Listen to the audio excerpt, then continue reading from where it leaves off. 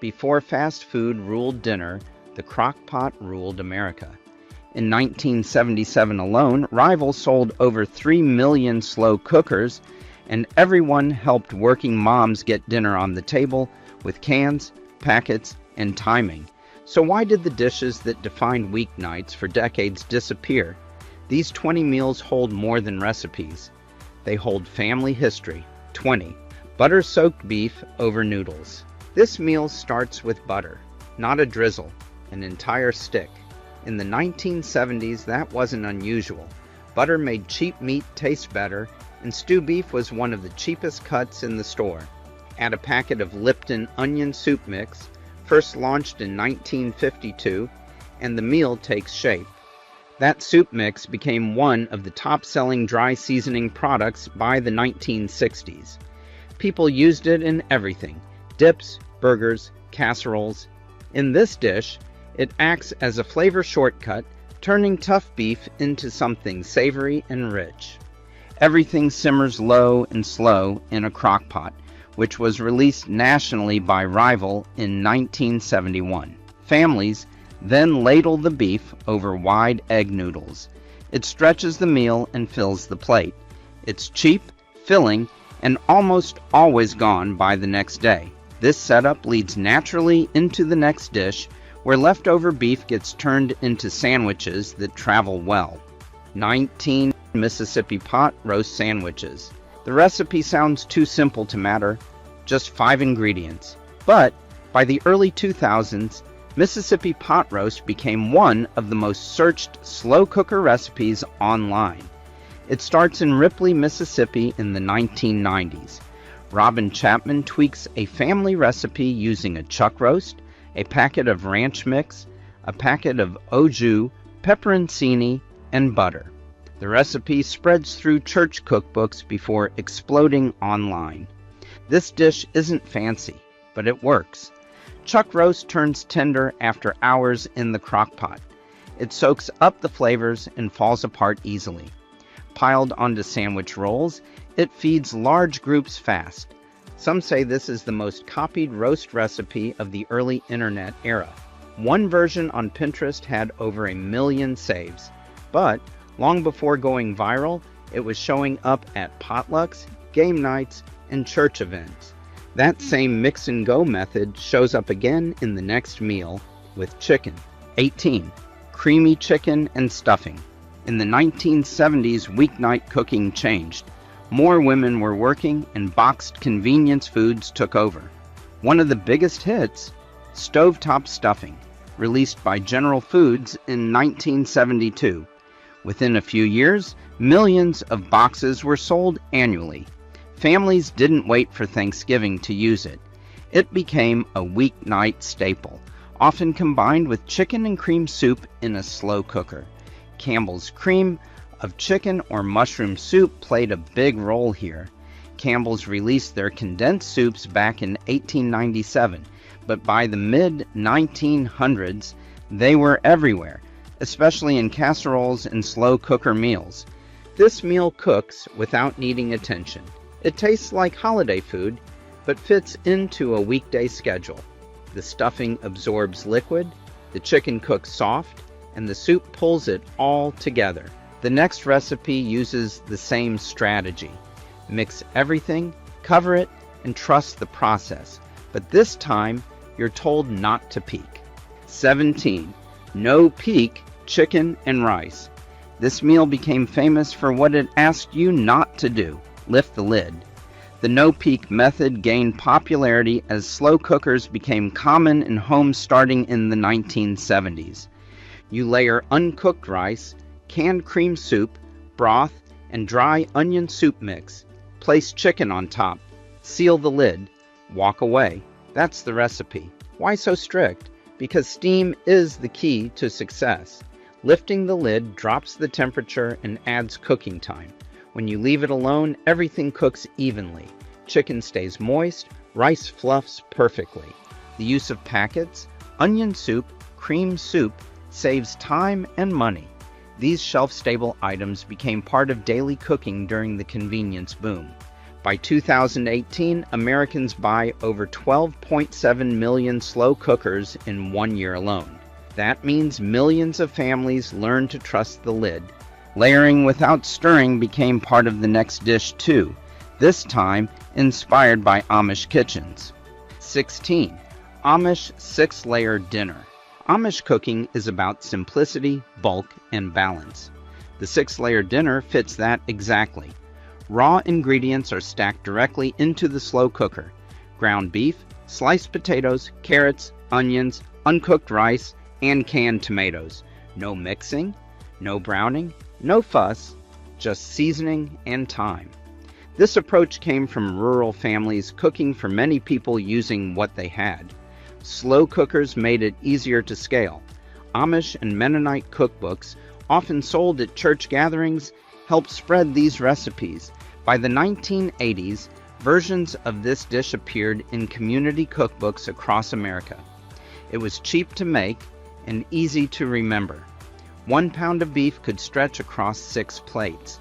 The ingredients trade flavor as they cook. You get a full meal in one scoop, meat, starch, and vegetables together.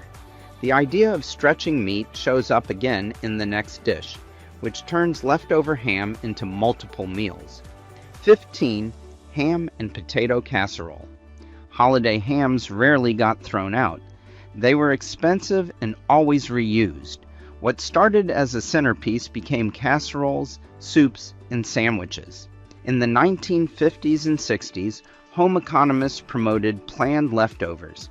The goal was to buy smart and waste nothing. Leftover ham mixed with sliced potatoes, onions, milk, or cream soup became a classic reuse dish. The potatoes were cheap and filling. By the mid-1900s, they were part of nearly every American dinner.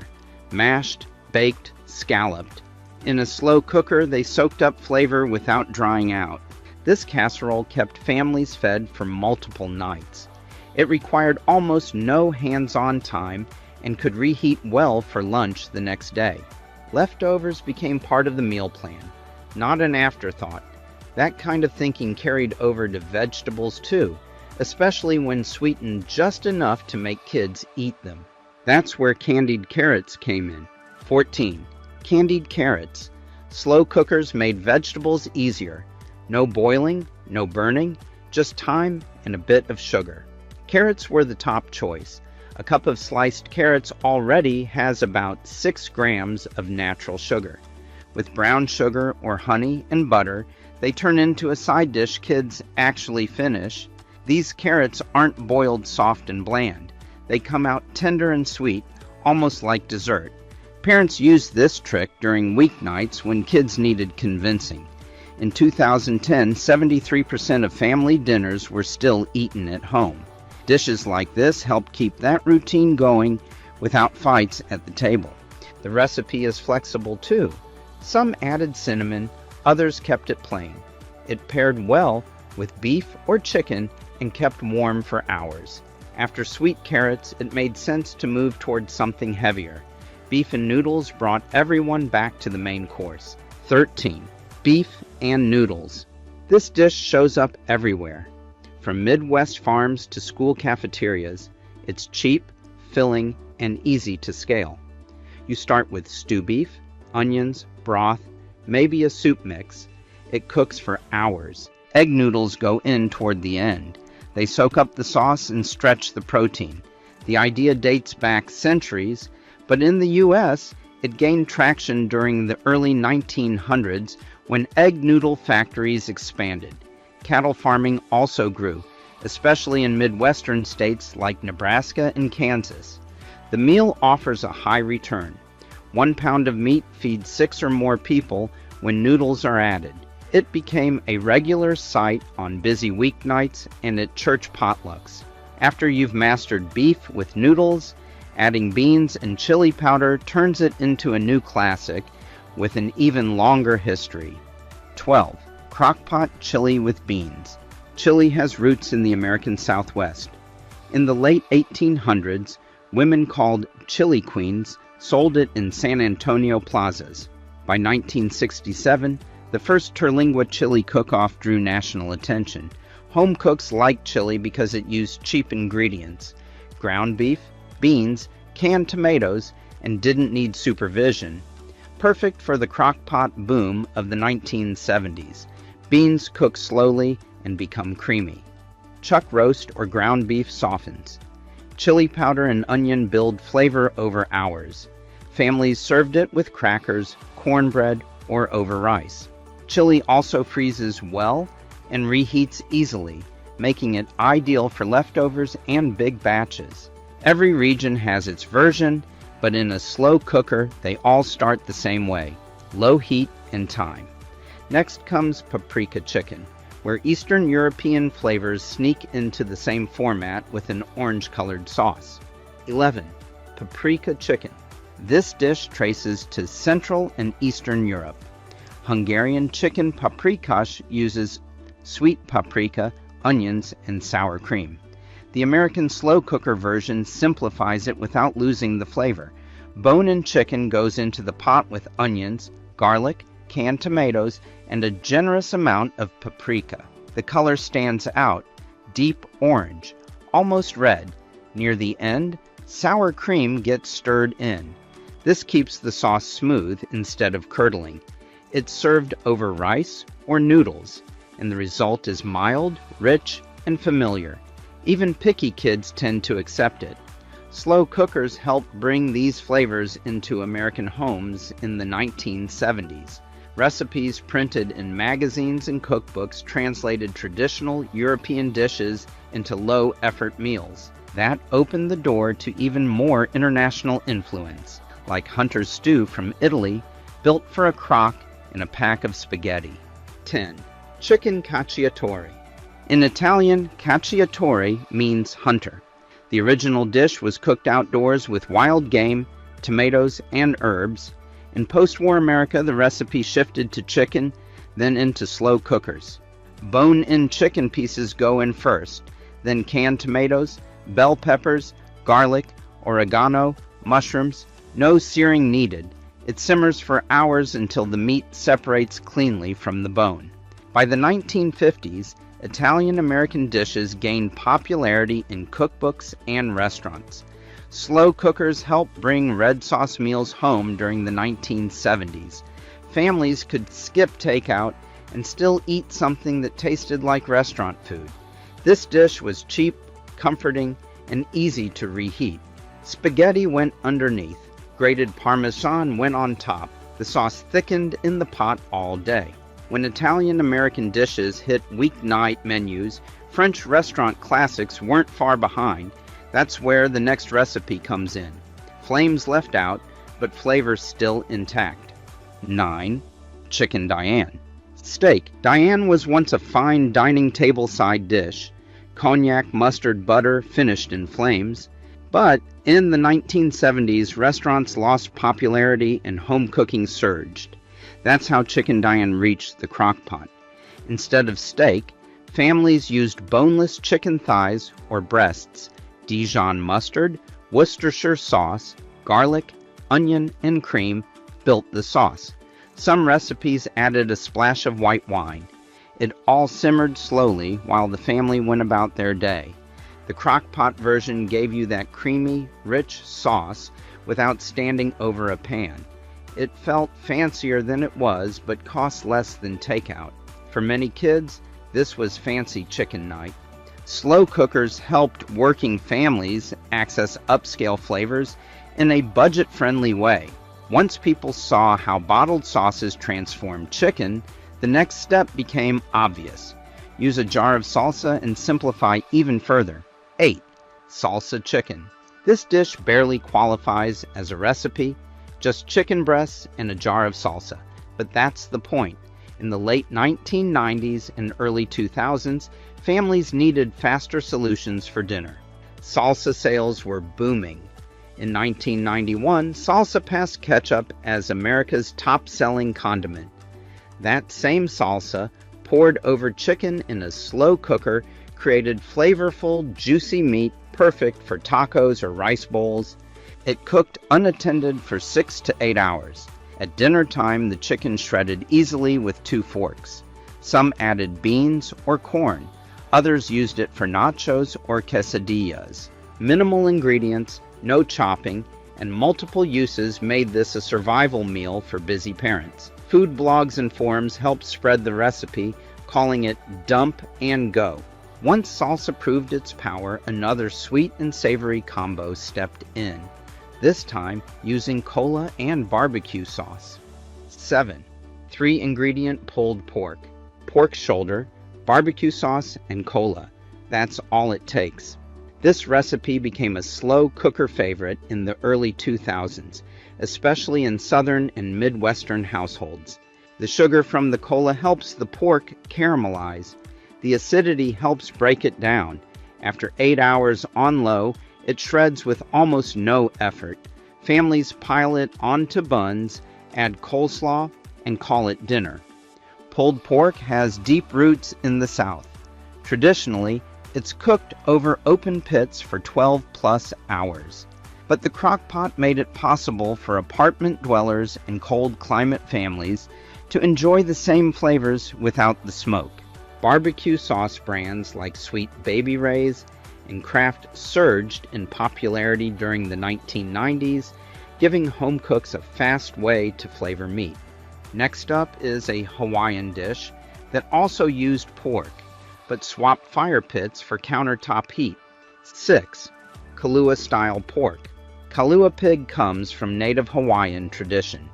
A whole pig cooks underground for hours in an imu, an earth oven filled with hot stones and banana leaves. The slow cooker version recreates that flavor with only 4 ingredients: a pork shoulder, Hawaiian salt, liquid smoke, optional banana leaves. That's it. The result tastes close to the real thing. Liquid smoke, invented in 1895 and used widely by the 1970s, gives the pork its signature flavor. It cooks low and slow, then shreds easily. This method became popular in the 1990s as Hawaiian food spread to the mainland. Community cookbooks featured it, so did food magazines. It paired well with white rice and steamed cabbage. From backyard luau to Tuesday dinner, this recipe shrunk a feast into one pot. After mastering pork, families looked toward simpler soups built around beans. 5. White bean vegetable soup. A bowl of beans, broth, and chopped vegetables sounds too plain to impress, but this dish reflects real history. During the Great Depression, beans were the protein of survival.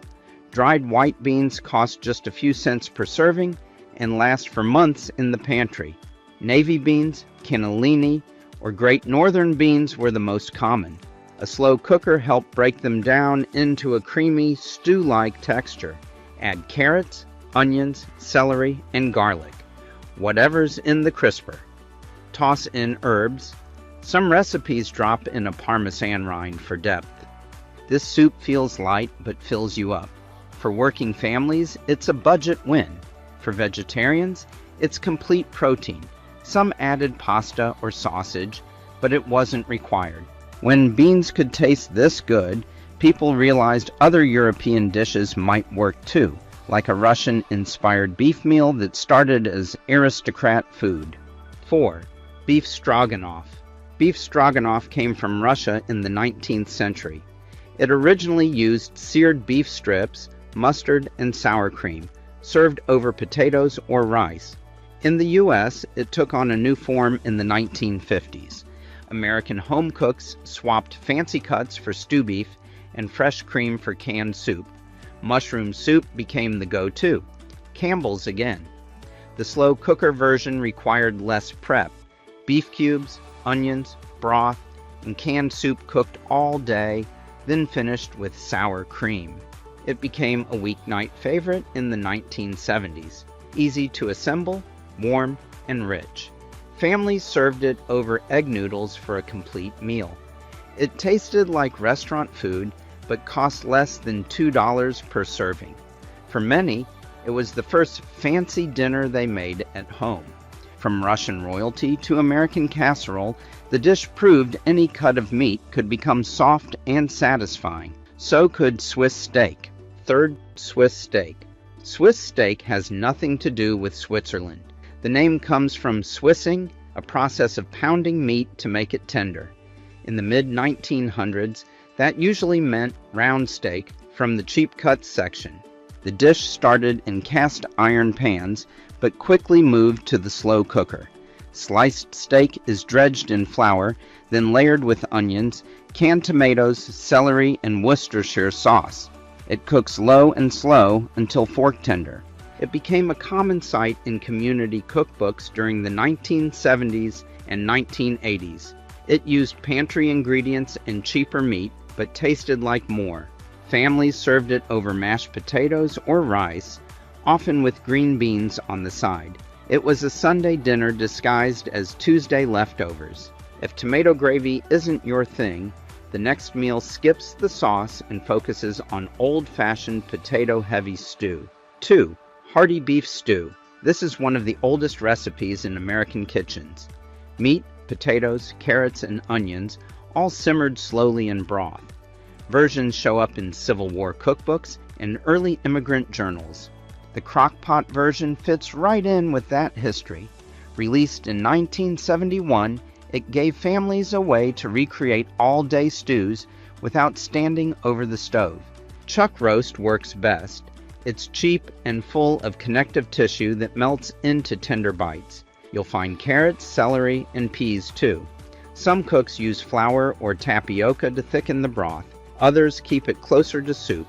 One pot often lasts 2 nights, sometimes more. It freezes well and heats up without losing texture. In a year like 2022, when food prices spiked, beef stew made a comeback in budget cookbooks and family blogs. The last dish takes everything learned here and applies it to the most classic recipe of them all. 1. Sunday pot roast. Before microwaves, before meal kits, there was pot roast. It's a direct link to the past, back to when Sunday meals started at sunrise. The roast begins with a cheap cut, usually chuck. Onions, carrots, potatoes, and maybe soup mix go in. Your grandmother might brown the meat first, or she might just drop it frozen. This method draws from European braising traditions, but became an American favorite during the Depression and post-war years. 1 pot, 1 cut of meat, enough to feed the whole family. When Rival launched the Crock-Pot in 1971, pot roast became its flagship meal. Easy, hands-off, and dependable. The smell alone told kids it was Sunday. No need to ask. It became tradition, quiet, predictable, and warm. And even today, it's still the reason some people plug in a slow cooker for the first time. Now that you've seen one secret, there's a dozen more waiting. Click the next video. The story doesn't end here. What else have we forgotten in plain sight?